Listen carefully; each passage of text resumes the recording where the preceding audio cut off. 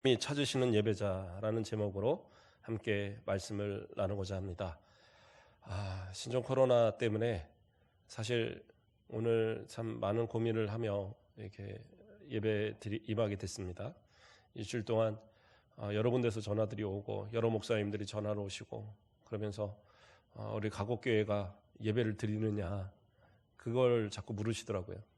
그러니까 우리 가곡교회가 예배 안 드리면 안 드리려고 그렇게 이제 물어보는 거예요. 왜냐하면 우리 교회가 1번 교회니까 이 순천에 가장 장제된 교회인데 우리 교회가 문을 닫으면 닫아버리겠다 생각을 하신 것 같아요.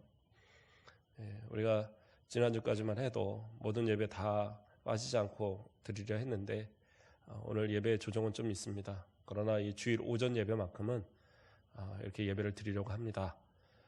오늘 오신 분 다음 주는 안 오려고 그랬는데 괜찮아요. 지금 비상사태니까 저희가 다 방송으로 예배가 나가고 그렇게 해놨어요. 그래서 실시간은 안 되는데 1시간 뒤만 되면 바로 제 설교가 나가요. 그러니까 우리 홈페이지 들어가서 틀어놓고 보시면 돼요. 만약에 안 되면 핸드폰으로 보셔도 되니까 그렇게 해서 같이 예배에 동참하시면 됩니다. 그러나 우리 교회가 그래도 장자 교회인데 이 순천에서 우리가 문을 닫으면 그건 아닌 것 같아요. 그래서 다른 교회 다 그래도 우리 교회에서 이 주일 오전 예배만큼은 우리가 이렇게 좀 하나님 앞에 정직하게 이렇게 예배 드리는 것 이게 중요하지 않을까 생각을 합니다. 그래서 저도 되게 고민하고 우리 장로님들하고도 오늘 아침에도 모여서 회의하면서 오늘 이 예배만큼은 또 이 주일 예배만큼은 우리가 지켜갑시다 이렇게 얘기가 됐어요. 그리고 새벽 예배도 좀 하고자 합니다. 그래서 새벽에 기존에 오시는 분들이 몇 명 안 되니까 추가로 더 오시라 제가 그 얘기 드리는 거 아니에요. 각자 집에서 예배 드리시되 또 홈페이지에 다 올라가니까 한 번씩 보시면서 하루에 한 번이라도 말씀으로 같이 또 묵상하고 또 함께 기도하면서 시간 나시는 대로 각 처소에서 또 각 직장에서 잠시라도 묵상하시고 기도하는 시간들 이렇게 함께 동참하시길 바랍니다. 그래서 오늘 예배에 대한 부분들을 우리가 한번 나눠야 되겠다. 제가 그런 생각을 했어요. 우리가 예배에 대한 바른 생각을 가져야지. 그래야지 어떤 이러한 때에도 다른 사람들 다 쉬는데 우리도 그냥 놀죠. 이런 마음은 갖지 않을 수 있지 않을까. 하나님 앞에 어떻게 하면 더 정직하게 예배할까? 어떻게 하면 더 하나님 앞에 영광을 돌릴까에 대한 생각들을 나눴으면 하는 마음에 오늘 이 말씀을 함께 은혜 받고자 합니다. 옛날에 어느 마을에 그 효자로 소문난 아들이 있었답니다. 그러니까 아주 옛날 얘기예요. 그래서 이 효자가 그 고을에 원님이 새로 올 때마다 이 사람을 불러다가 칭찬하고 상을 주는 거예요. 그리고 동네에도 유명하고 정말 홀로 된 아버지를 극진히 모시는 그런 아들이에요. 그러니까 아버지는 항상 부족함 없이 식사라든지 옷이라든지 모든 것에 다 대접을 받는 거예요. 근데 어느 날 새로 원님이 왔습니다. 새로운 원님이 오셔서는 또 그 효자를 부르는 거예요.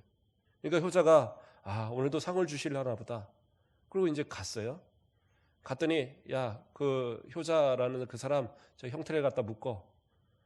그러는 거예요. 그러니까 왜 그런지도 모르고 그 곤장 맞는 형틀에 이렇게 묶인 거예요.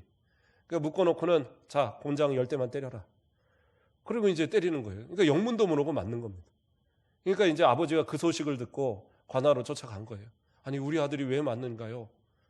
그러니까 그 원님이 이 아들은 효자가 아니라 불효자입니다. 그 아버지가 홀로 되셨는데 그 일찍 홀로 되셨는데 제가 그 재혼하도록 이렇게 해드려야지. 그렇게 모시고 있어갖고 재혼도 못하게 그렇게 하느냐? 그랬더니 이 아버지가 그때 가서 이제야 제대로 된 원님이 오셨네요. 그러더라는 거예요. 그러니까 아버지의 뜻은 먹는 것을 주는 것을 원했던 것이 아니고 입는 것을 원하는 것이 아니고 그 아버지가 그 마음에 합당한 효도를 원했던 거예요. 그러니까 좋은 새어머니 이렇게 모시도록 이렇게 해주기를 원했는데, 이 아들은 효자라고 치고 아버지가 필요하다 그러면 다 챙겨드리면서, 야, 이 옆구리가 참 옆구리가 춥다 뭐 이러면은, 아 그래요? 그러면 좋은 옷 갖다 드리고, 예, 아 정말 이 잠잘 때 좀 이렇게 썰렁하다 그러면 방에다가 불만 막 열심히 떼고. 그러니까 아버지의 원래의 마음을 잘 몰랐다는 거죠. 그러니까 그 원님이 매를 때렸다, 이런 이제 전설이 있어요. 하나님 앞에도 혹시 우리가 마찬가지로 예배를 드리면서 하나님 예배를 받으세요, 하나님 제 예배 받으세요 하는데, 하나님이 받으시고자 하는 예배는 따로 있는데, 혹시 내가 하나님 이 모습 이대로 받으세요 하고 하나님 앞에 강요하고 있는 그런 모습은 아닌가, 우리가 한번 생각해 봐야 될 것 같아요. 내가 정말 하나님 앞에 믿음으로 예배 드리고 정말 하나님 원하시는 예배를 드립니다 하는데, 내가 찬송을 하고 기도를 하고 내가 하나님 앞에 헌금을 많이 드리고, 이 정도면 하나님 받으실 만하지 않습니까? 그래요. 다른 사람 볼 때에는 그래, 저 권사님 참 신앙생활 잘해, 저 집사님 정말 신앙생활 잘해, 저 장로님 정말로 존경받을 만해, 저 목사님 진짜 은혜로운 목사님이야 할 수 있어요. 근데 하나님이 받으시는 입장에서는, 그렇죠? 그 예배가 온전한 예배가 아닐 수 있다라는 거예요. 그러니까 그 모습을 우리는 생각해 봐야 되는 거예요. 근데 주일날 올 때 아무런 생각이 없이 그냥 오늘 주일이니까 습관에 따라 어디 책꽂이에 꽂아있던 성경책 하나 꺼내서 먼지 탈탈 털어갖고, 그리고 들고 와서 딱 성경을 찾으려고 넘기는데 이 성경은 왜 안 넘어가는지, 그렇죠? 하도 안 열어봐갖고 딱 붙어갖고, 그렇죠? 심지어 어떤 경우들은 뛸려고 그러면 붙어갖고 찢어져요. 그 정도가 되면 안 되잖아요. 그러면서 하나님 앞에 하나님 영광 받으세요. 물론 진짜 마음으로 하나님 앞에 드렸으면 하나님 받으시겠죠. 그러나 내가 진짜 마음으로 드렸느냐, 아니 우리 같이 드리는데 하나님 다 받으시겠죠? 그게 아니에요. 오늘 이렇게 함께 예배를 드려도요, 어떤 분의 예배는 받으시고 어떤 분의 예배는 받지 않으신 거예요. 우리가 지난번에 말씀을 통해서도 살폈었지만 가인의 예배는 하나님 받지 않으셨어요.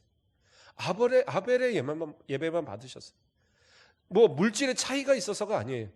그 중심에 죄의 마음을 가지고 그 가인이 있을 때 그 예배를 받지 않으셨던 거예요. 하나님 앞에 어떠한 모습으로 지금 예배를 드리십니까? 그러므로 예배라는 것은 정말 하나님 받으실 만한 예배, 그러한 예배가 드려져야 하는 거예요.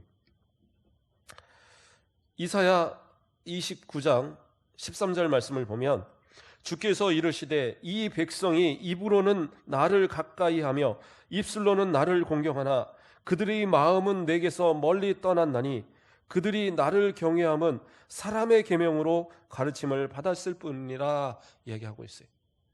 이게 무슨 말이냐? 하나님 앞에 예배는 드려요. 지금 좀 전에 얘기한 것처럼 찬양도 드리고 기도도 하고 예물도 드리고 다 해요. 그래서 저는 하나님 예배를 드렸어요. 그런데 뭐라고 얘기해요? 입술로는 예배를 드렸어요. 근데 마음으로는 드리지 않았어요. 입술의 고백으로는 찬양을 했어요. 근데 마음으로는 찬양하지 않았단 말이에요. 그래서 그것을 내가 받지 않는다라고 하나님은 얘기하시는 거예요. 이 말씀의 배경은 열왕기 하에 나오는 18장에 나오는 말씀의 배경이에요. 히스기야가 왕이 되고 하나님 앞에서 올바로 이 나라를 신앙으로 이끌기 위해서, 남유다를 정화시키기 위해서 어떻게 했느냐? 모든 우상의 산당들과 그 모든 주상과 아세라신과 모든 그 우상들을 다 깨부셔버렸어요. 그리고 모든 백성은 모세의 그 율법의 규례대로 하나님 앞에 예배드리고 하나님 앞에만 찬양하고 하나님께만 경배하라고 그렇게 가르쳐 놓은 거예요. 그러니까 정말 그 말대로 온 백성이 종교 완전 그 정화 작업, 종교 개혁이 일어난 거예요. 그래서 모두가 하나님을 찬양하고 모두가 하나님만을 따랐는데, 중요한 건 뭐예요? 왕이 시키니까 하기는 해요. 왕이 시키니까 하긴 한단 말이에요. 그래서 뭐 우상도 깨고 다 깨긴 다 깼어요. 그래서 하나님 앞에만 예배 드리라니까 하나님께만 예배 드릴게요 하기는 해요. 근데 문제는 뭐예요? 마음은 안 되더라는 거예요. 마음은 하나님 앞에 드리지 못한 거예요. 겉으로만, 외식적으로만 그렇게 드려지는 모습. 마치 예수님 시대의 바리새인들처럼, 그 당시의 서기관들처럼, 그 당시의 제사장들처럼 정말 외식적인, 그냥 그 율법주의에 빠져서 겉으로는 하나님을 예배하는 것처럼 했지만 그 마음으로는 하나님을 찬양하지 못하고 하나님을 온전히 예배하지 못했던 그 모습처럼 그때 그 사람들이 그랬더라는 거예요. 그러면 지금의 우리의 모습은 어떡합니까? 예배의 형식만 남아있고 하나님 앞에 예배의 온전한 모습을 드리지 못하는 그러한 모습은 아닙니까? 그저 이 자리에를 왔다가 마당만 밟고 돌아가는 그러한 백성들처럼 우리도 그냥 이곳에 와서 여기 소독은 했을까나? 뭐 이러고 이제 지켜보고 그냥 가는, 혹시 질병 걸리면 어떡하나? 그렇죠. 다 두렵죠. 저도 그래서 좀 고민입니다. 나가실 때 저번 주에도 인사 안 한다고 그랬는데 악수를 착 내미시는 분들이 있어서 제가 안 할 수도 없고, 저는 괜찮아요. 저는 해도 되는데 문제는 뭐예요? 제가 하나씩 하면 이거 옮긴단 말이에요. 이제 그게 문제인 거예요. 그래서 이제 그게 좀 우려인 겁니다. 그래서 제가 악수를 안 해도 됩니다 했는데, 그래도 손을 쫙 내미시는 분들은 뭐 습관적으로 내시는 거니까 뭐 어쩔 수 없이 저도 받았지만, 오늘은 그냥 서로 목례로 인사하죠. 그래야 될 것 같아요. 다 조심해야 되니까.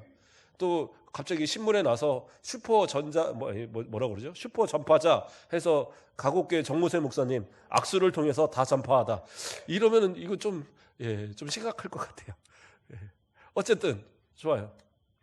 하나님 앞에 어쨌든 예배에 나오는데 그런 두려움만 가지고 와서 그냥 안 나올 걸 괜히 나왔나 보다, 이런 마음 갖고 예배 드리면 그냥 안 나오는 게 나으시는 거예요. 그런데 이왕 나왔으면 이 예배는 누구예요? 하나님과 1:1의 관계에서 드려지는 거예요. 목사님이 이끄니까 드리는 게 아니라, 목사님이 기도하라니까 하고, 목사님이 성경 필요하니까 피고, 목사님 성경 들으라니까 듣고, 이게 아니라 내 마음에서 하나님을 향한 간절한 마음으로 하나님만 바라보고 예배 드리는 것, 이 마음을 하나님 받으시라고 드려질 수 있는 것, 이게 예배인 거예요. 그런데 어떻게 해요? 이스라엘 백성들은 왕이 시키니까 예배 드리는 거죠. 왜 다른 데는 예배 쉰다는데 우리는 예배를 드리는 거야. 혹시 이 마음 가지셨으면 그냥 다음 주는 집에서 예배 드리셔도 돼요. 아까 말한 대로. 그러나 하나님 앞에 이왕 나오기로 마음 먹었으면 나오셔서 정말로 마음을 다해서 드리십시오. 이 시간 나와서 예배 드리는 것이 그냥 왔다가 가는 그러한 모습이 돼서는 안 된다는 사실입니다. 그래서 하나님 앞에 예배 드릴 때 마태복음 7장 21절 말씀에 그런 말씀을 합니다. 나더러 주여 주여 하는 자마다 다 천국에 들어갈 것이 아니요 다만 하늘에 계신 내 아버지의 뜻대로 행하는 자라야 들어가리라. 이 말씀을 예배에도 똑같이 적용할 수 있어요. 하나님 앞에 그냥 주여 주여 하나님 이 예배 받아주세요 그랬다고 예배를 드리는 것이 아니라 뭐예요? 하나님의 뜻대로 예배를 드리는 것. 하나님이 받으실 만한 예배는 하나님의 뜻대로 드려지는 예배예요. 그러한 예배를 드리는 저와 여러분 되시길 주님의 이름으로 축복합니다. 오늘 그렇다면 하나님의 뜻대로 드려지는 이 예배는 어떠한 예배일까? 하나님이 받으시는 예배는 어떠한 예배일까? 우리가 읽었던 본문, 그 본문에서 이렇게 말씀합니다. 아버지께 참되게 예배하는 자들은 영과 진리로 예배할 때가 오나니 곧 이때라. 뭐라고 그래요? 영과 진리로 예배하는 것, 그 예배가 중요한 예배입니다. 그런데 그 영과 진리로 예배라고 하니까 어떤 분들은 그래요. 그러니까 형식의 예배는 예배가 아니야. 그래서 우리는 그냥 마음으로 예배드리고 그저 그냥 마음에서 흘러나오는 대로 난 그렇게 예배할 거야.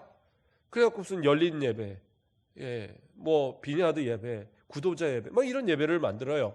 그래서 목사님도 필요 없다. 그냥 우리가 은혜 받고 우리가 서로 그냥 말씀 나누고, 기도자도 그냥 아무나 서서 기도하고 은혜 받는 대로 누가 간증하고 찬양 막 하다가, 그러한 모습이 그러면 과연 하나님 받으시는 예배냐? 그것도 아니에요. 예배는 뭐냐? 첫째는 형식도 중요합니다. 형식도.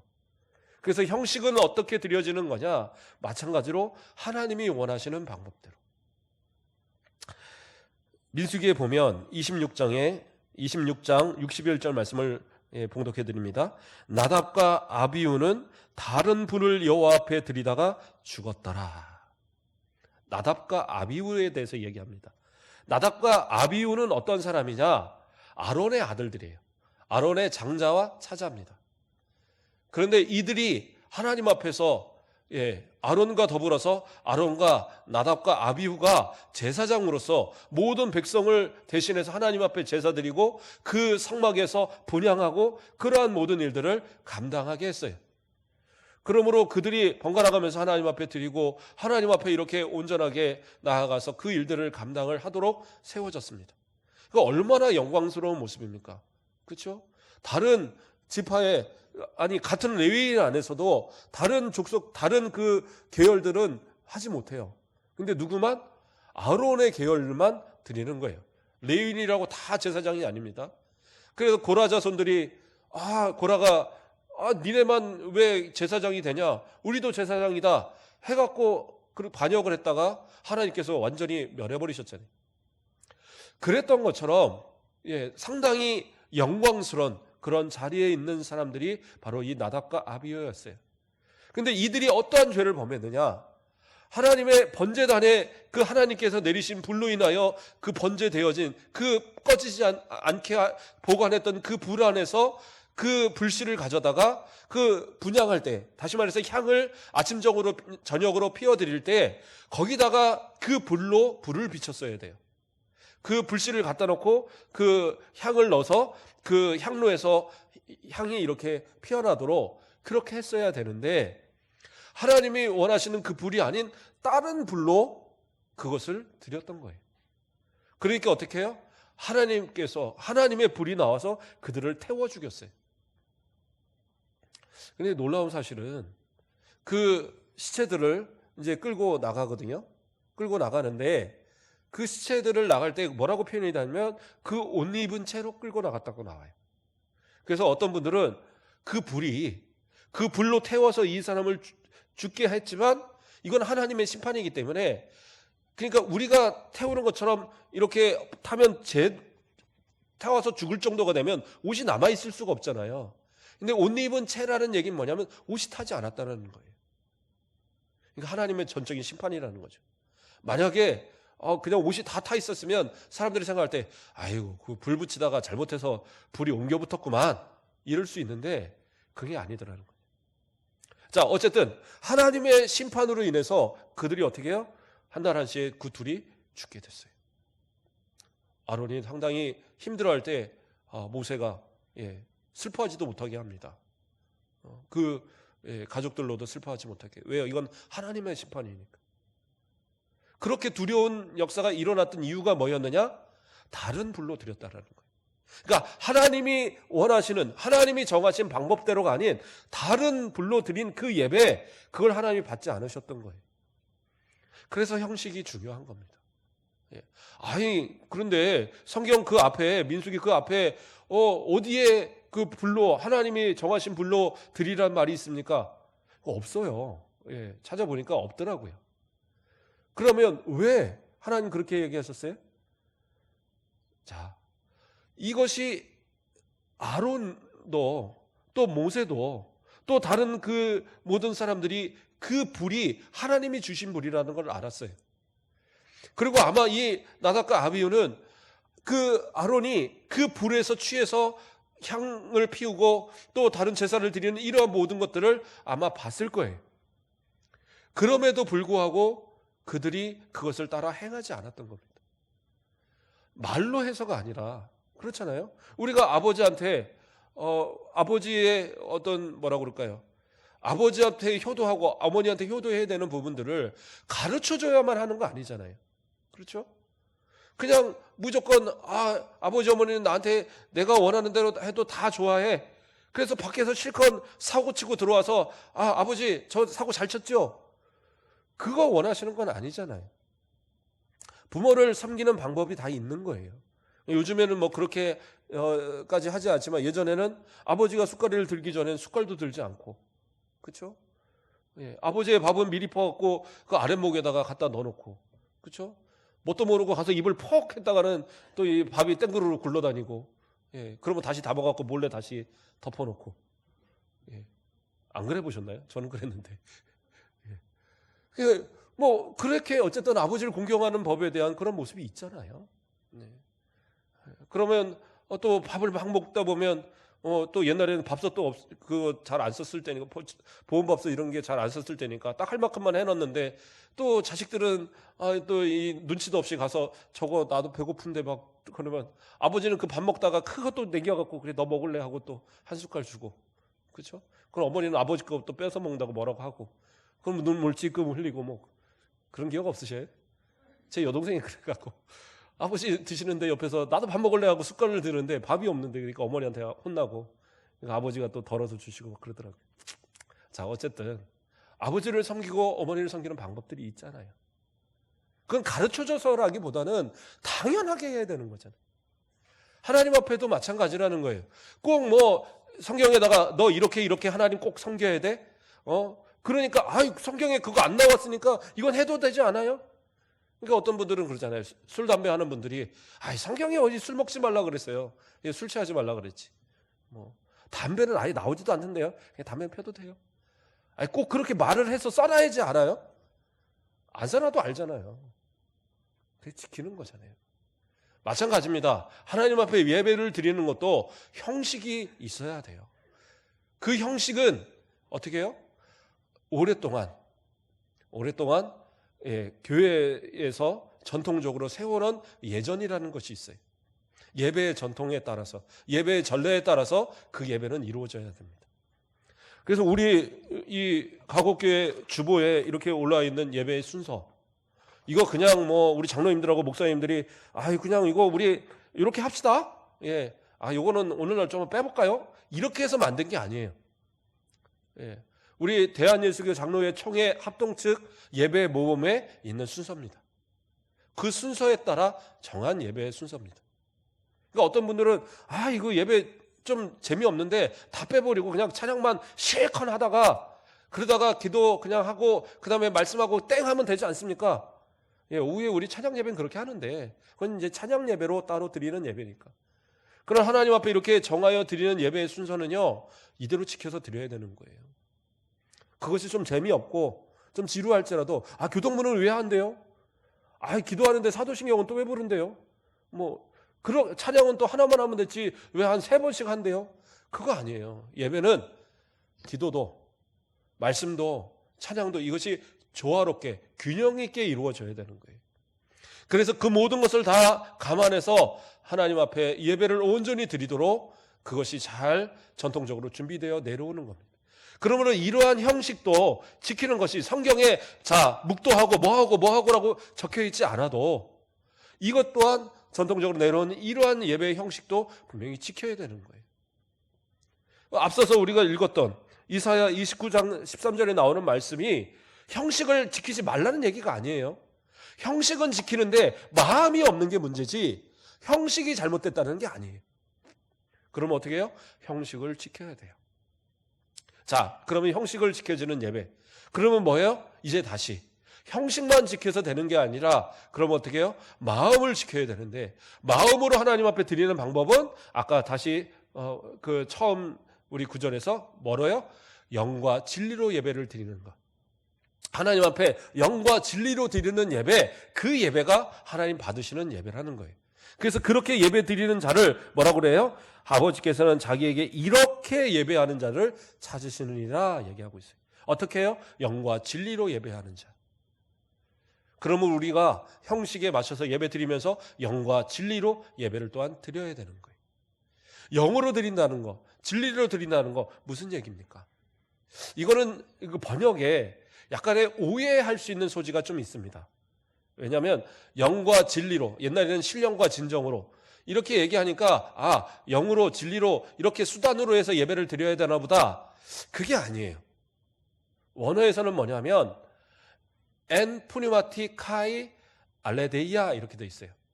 제가 원어를 직접 얘기를 잘 안 하는데 이거는 좀 설명을 해야 돼서 그래요. 왜냐하면 엔이란 단어는 뭐냐면 영어로 인이란 단어예요. 아내라는 단어예요. 안. 바깥이 아닌 안이란 단어입니다. 그래서 이 말은 뭐예요? 영과 진리 안에서 예배드린다라는 거예요. 그 말이 맞아요. 근데 이제 번역을 매끄럽게 하기 위해서 영과 진리로 예배드린다라고 번역을 했던 겁니다. 자, 그런데 그러면 영 안에서 예배드린다는 건 무슨 얘기냐? 어떤 분들은 그러면 영이라고 하면 푸니마티아 하면 성령 아닙니까? 성령 안에서 예배드리라는 거죠. 물론 그렇게 해석하는 분들도 있어요. 그러나 대부분의 학자들은 그렇게 해석하지 않습니다. 뭐예요? 이것이 우리의 영을 얘기하는 겁니다. 어떠한 영? 성령으로 거듭난 새로운 영을 의미하는 거예요. 그래서 그 변화된 새로운 영으로, 거듭난 영으로 하나님 앞에 그 영 안에서 예배드리는 것, 그것이 온전한 예배라는 거예요. 그러니까 거듭나지 못한 세상의 모습, 세상의 어떤 그런 생각, 세상에 물든 그러한 영으로 예배드리는 것이 아니라 정말 하나님 앞에 거듭난 영혼으로서 하나님 받으실 만한 그러한 온전한 거듭난 영으로 하나님 앞에 나와 예배를 드리라는 겁니다. 그것이 우리가 드려지는 예배여야 한다는 사실입니다. 그리고 또 진리로 예배 드린다는 얘기는 뭡니까? 진리는 그리스도 안에서 드려지는 걸 얘기하는 겁니다. 진리 안에서라는 것이. 그렇죠? 진리는 바로 참 되신 우리 예수 그리스도. 그래서 요한복음 14장 6절 말씀을 보면 예수께서 이르시되 내가 곧 길이요 진리요 생명이니 나로 말미암고는 아버지께로 올 자가 없느니라 얘기하고 있어요. 그러니까 아버지께 나아가는 방법이 뭐예요? 예수 그리스도를 통하여 나아가야 돼요. 그러면 예수 그리스도 안에서 나아가야 되는데 예수 그리스도는 뭐라고 얘기하고 있어요? 나는 진리라고 말씀하고 계셔요. 요한복음에서 얘기하는 진리는 예수 그리스도를 의미합니다. 예. 그래서 요한복음에서 뒤에서 지금 14장에서 나는 진리다. 그리고 나로 말미암고는 아버지께로 갈 자가 없다 얘기했죠. 그래서 그 앞에서 우리가 읽었던 부분에서 뭐라고 그래요? 영과 진리로 예배하라고 얘기하고 있죠. 그러면 그 진리는 예수 안에서, 그리스도 안에서 드려지는 것, 예수님의 이름으로 예수 안에서 드려지는 예배를 얘기하는 겁니다. 물론 이것은 참되게 예배를 드린다라고 해석하기도 해요. 왜냐하면 이 알레데이아란 말이 참, 진리 이러한 말로 해석이 되니까요. 그러나 원래 이 의미의 개념은 예수 그리스도의 자신에 대한 자기 칭호인 거예요. 그래서 이 말을 종합적으로 하면 뭐예요? 내 안에 있는 모든 것으로 하나님 앞에 거듭난 이 심령으로 예수의 이름으로 하나님 앞에 나아가는 것. 다시 말해서 예수의 영 안에서, 성령 안에서 거듭난 심령이 예수의 이름으로 하나님 앞에 드려지는 예배, 이 예배를 하나님 받으시는 예배다라는 거예요. 그 표현을 시편 103편 1절에서 뭐라고 얘기합니까? 내 영혼아 여호와를 송축하라. 내 속에 있는 것들아 다 그의 거룩한 이름을 송축하라. 뭐예요? 내 속에 있는 모든 것, 그 속에 있는 어느 것 하나 빠짐없이 그 모든 것으로 다 하나님 앞에 예배 드리라고 그렇게 말씀하고 있는 거예요.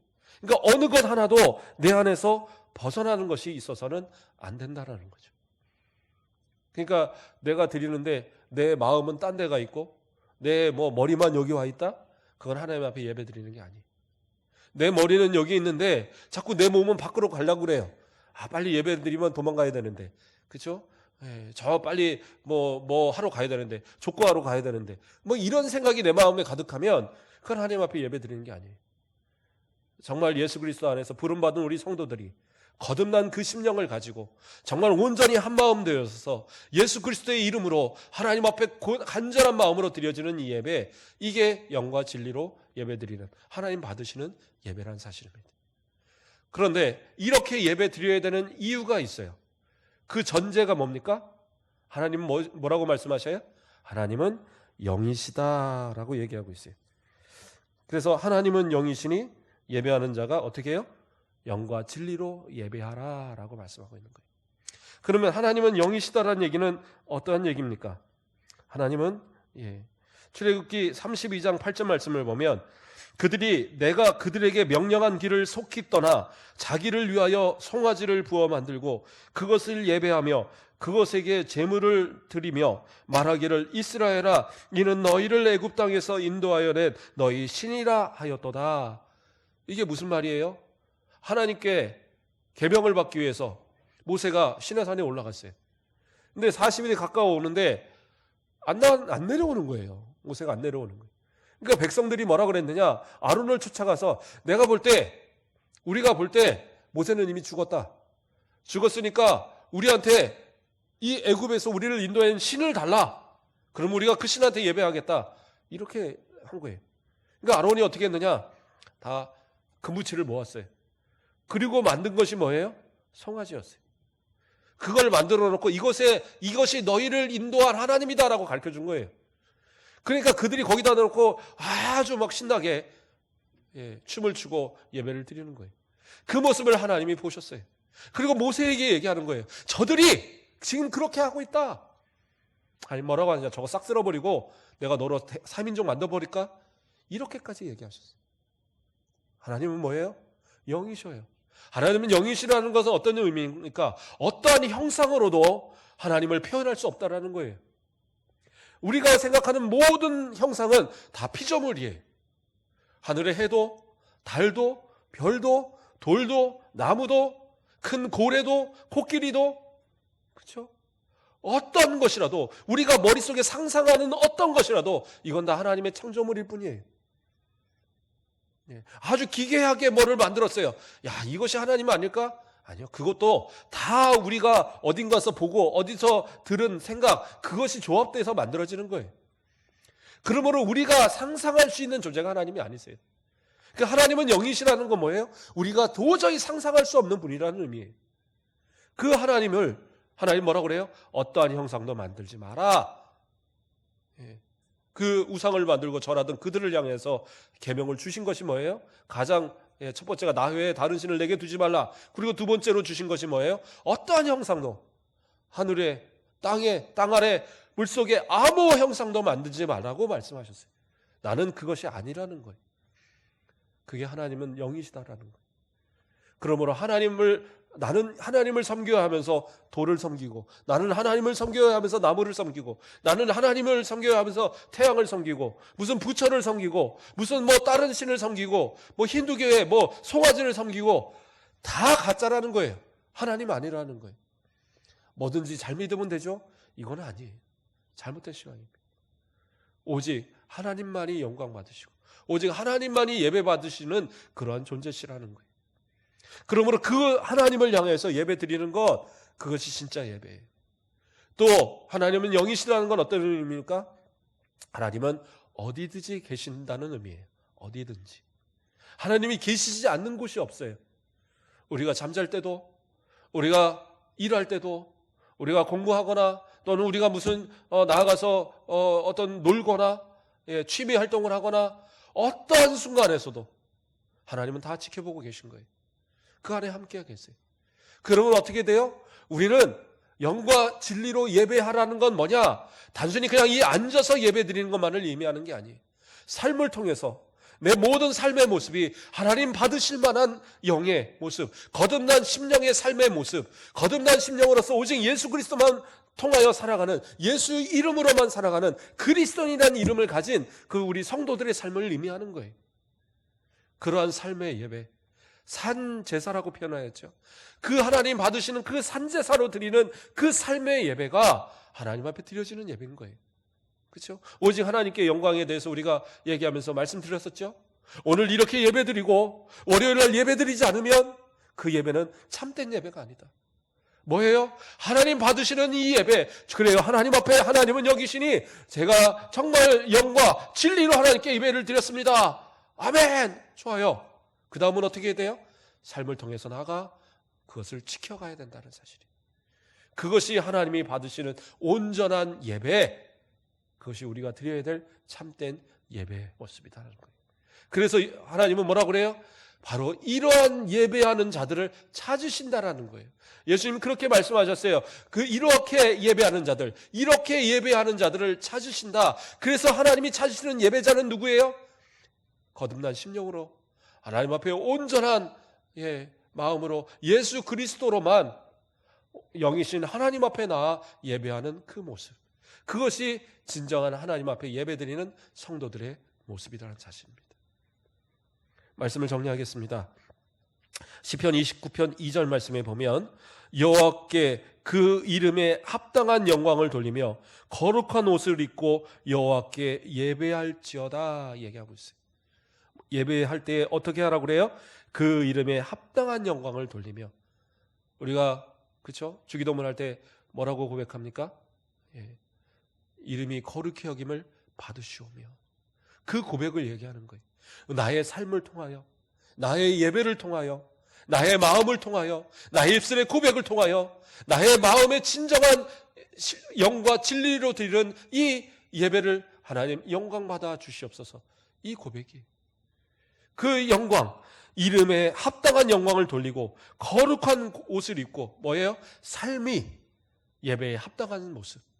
그래서 거룩한 삶을 통하여서 정말 하나님 앞에 의롭다라고 칭함되어진, 정말 예수 그리스도로 의롭게 칭함되어진 그 의인다운 삶을 살아가라는 거예요. 그 거룩한 옷을 입고 누구한테? 하나님 앞에 여호와께 예배드리라는 거예요. 바로 저와 여러분의 모습 되기를 원합니다. 예배를 무시하고, 예배의 형식을 무시하고 그냥 감정에만 치우쳐갖고 할렐루야 할렐루야 아멘 하고 막 박수치고 신나게 하고 돌아서서는 공허한 마음으로 돌아가는 그러한 예배 아니에요. 또 그냥 형식에만 매달려서 감동도 없고 아무런 그러한 어떤 은혜도 없고 하나님 받으실 만한 어떤 그런 확신도 없는 그런 예배, 그것도 온전한 예배 아니에요. 형식도 드려지고 그 형식에 온전한 영과 진리의 예배로, 그것이 온전하게 하나님 앞에 드려지는, 더 나아가서는 우리의 삶이 바탕되어지는 예배, 그래서 하나님만 받으시는, 하나님의 이름이 거룩히 여김을 받으시는, 하나님의 영광이 드러나는, 더 나아가서 우리의 모든 삶을 통해서 거룩한 옷을 입고 하나님 앞에 예배 드리는 그러한 저와 여러분의 모습 되시길 주님의 이름으로 축복합니다. 기도하겠습니다.